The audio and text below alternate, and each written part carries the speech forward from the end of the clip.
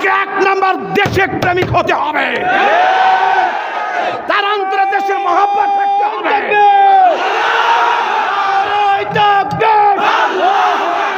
ভারতের দালালেরা হুঁশিয়ার সাবধান, হুঁশিয়ার সাবধান, ভারতের দালালেরা।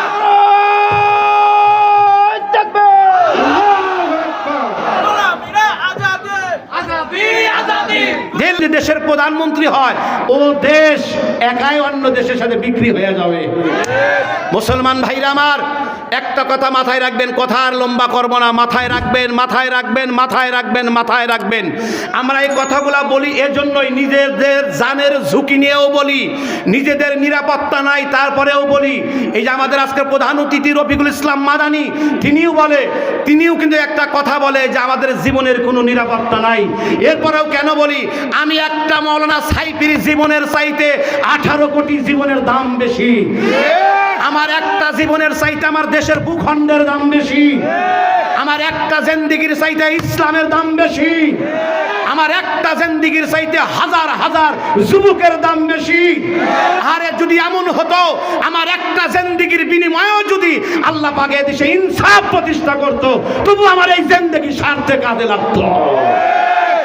ভাইরা আমার, একটা কথা মাথায় রাখবেন, একটা দেশ, একটা সমাজ ধ্বংস করার জন্য বেশি কিছু না।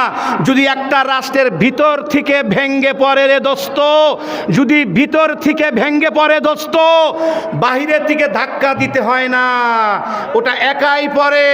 ভেনেজুয়েলার রাষ্ট্রপতিকে ট্রাম্প ধরে নিয়ে গেল, সে দেশে কি সেনাবাহিনী ছিল না? সে দেশে কি পুলিশ বাহিনী ছিল না? সে দেশে কি প্রশাসন ছিল না? গোয়েন্দা সংস্থা ছিল না? সবাই তো ছিল। থাকার পরেও সেই দেশের প্রেসিডেন্টকে আমেরিকা কিভাবে ধরে নিয়ে গেল? তার মানে কি, সেই দেশের প্রশাসনকে আগেই কানে ফু দেওয়া হয়েছে, যা চাস তাই দিব, আগে ধরে নিতে দে। আমি ডাক্তার ইউনূস সাহেবকে তাই ঢাকা বড় বড় সমাবেশে বলেছি, ডাক্তার ইউনূস মহোদয়, একটা কথা মাথায় রাখবেন, অস্ত্র কার জন্য কিনবেন? যুদ্ধের বিমান কার জন্য কিনবেন? পারমাণবিক কার জন্য কিনবেন? ক্ষেপণাস্ত্র কার জন্য কিনবেন? যাদের হাতে দিবেন তারা তো আবার ভারতের গোলাম না।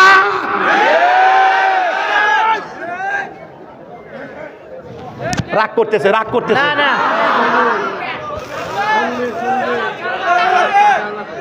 অস্ত্র দিয়ে কি করবেন আপনি? অস্ত্র কার হাতে দিবেন?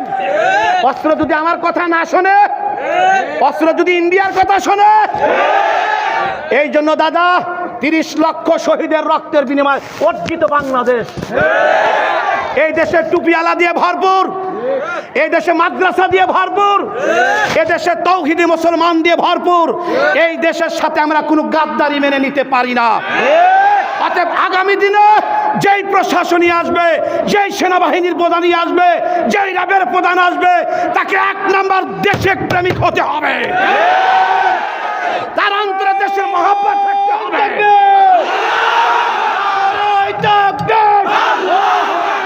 ভারতের দালালেরা হুঁশিয়ার সাবধান, হুঁশিয়ার সাবধান, ভারতের দালালেরা।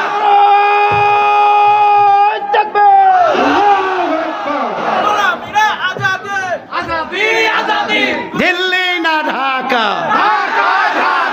দিল্লি না ঢাকা, গোলামি না আজাদি, গোলামি না আজাদি, আমরা সবাই হাদি। আল্লাহ তৌফিক দান করেন, আমিন বলেন।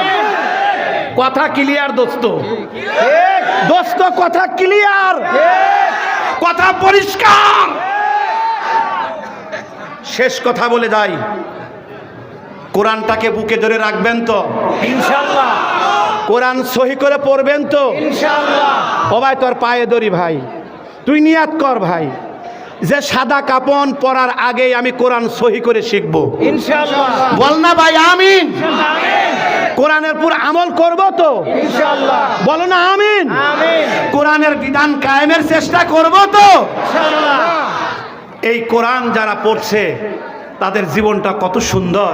একটা কথা বলে এখান থেকে শেষ, 5 মিনিট সময় লাগবে। আজকে হাফিজিয়া মাদ্রাসা, হয়তোবা অনেক ছাত্র মাথায় পাগড়ি নেবে, আমার জীবনে আমি যত পাগড়ি দিয়েছি কোরআনের হাফেজদেরকে, আমার স্মরণীয় একটি পাগড়ি আজ পর্যন্ত ভুলতে পারি না, আমাকে কাঁদায়। টাঙ্গাইল জেলাতে একটা পাগড়ি অনুষ্ঠানে আমি ছিলাম, 5টা ছেলের মাথায় পাগড়ি দিলাম, 4টে ছেলেকে আগে পাগড়ি পরাইলাম, কারো চোখে আমি পানি দেখি নেই। সর্বশেষ একটা বাচ্চার মাথায় যখন আমি পাগড়ি পরাইতেছি, পাগড়িটা আমি মাথায় ধরেছি, ধরার সঙ্গে সঙ্গে দেখি 2 চোখ দিয়া বৃষ্টির মতো পানি ঝরতেছে। সভাপতির দিকে তাকাই, তিনিও কান্দে। ওস্তাদের দিকে তাকাই, তিনিও কাঁদে। কারণ কি? সভাপতি আয় ব্যয়ের হিসাব শুনাইতেছে, ছেলেটাকে টান দিয়ে আমার